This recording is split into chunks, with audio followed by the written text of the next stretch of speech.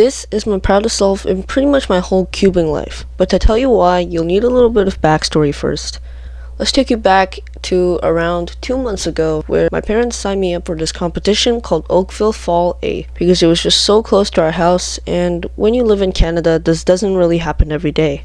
Anyways, fast forward to the day of the competition, and I was really nervous because first of all, obviously it's a competition, you have to be nervous, but second of all, I didn't practice as much for this competition as the other two, so I was scared I really wasn't going to do well, and sometimes it's just a lot of pressure that if you don't do well, you just don't know what you're gonna do. But anyways, let's start with 3x3 round 1. So for the first solve, I got a 10-second solve, which is really good for me because I averaged around 12 seconds. I was really happy with myself, but I was thinking well, I probably won't break that.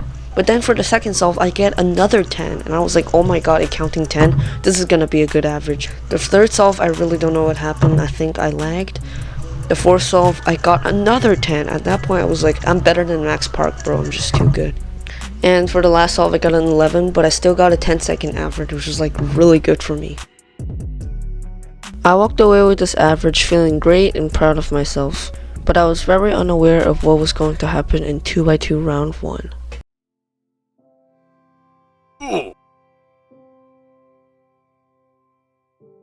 This average actually started off pretty good with a 3 and then a 4, which is actually really good for me because I averaged 5 seconds. But then look what happens next.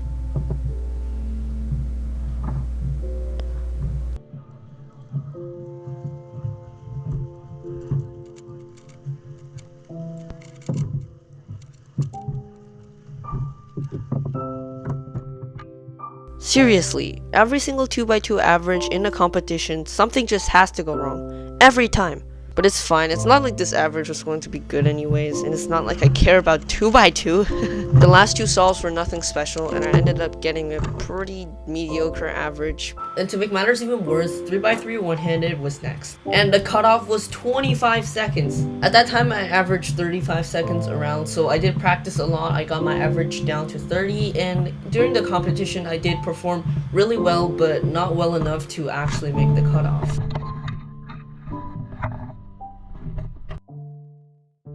Then it was time for 4x4 round 1. To be honest, this is arguably my favorite WCA event, but unfortunately there's only one round, so I only get to do this once, which is really sad. But to say I'm happy with the average I got would be a big understatement, because I usually average around 1 minute, and the first solve I got a 53, then a 49. I was probably thinking, oh, that's not gonna count, but then I got a 50, and then a 55, and then a 48, which made my 49 count. And at the end, I got a 51.34 average, which was really good for me. This also means that I broke my PR for every single event except for 2x2, which I was far from qualifying. Honestly, I think I just got lucky in my first competition. But you know what I wasn't far from qualifying? 3x3 round 2, and that was next. I was extremely nervous because I kind of wanted to make the finals for the first time. But then to start, I got a 12, and then a 14, and then another 12. And at that point, I was thinking, oh, I'm probably not even gonna make it through anymore. But then for the 4th solve, this happened.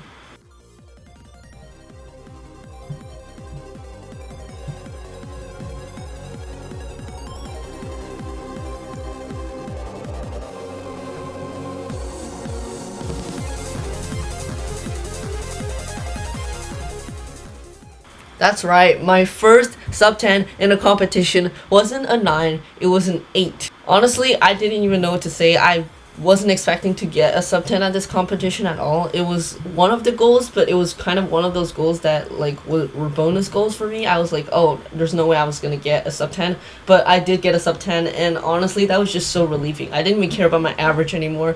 I just cared about that one single that I did, which was an 8-second solve. This was the scramble, and this was the solution. Now I know I missed 50 free pairs, but honestly I still got a pretty good time for me, which is pretty much all that matters, right?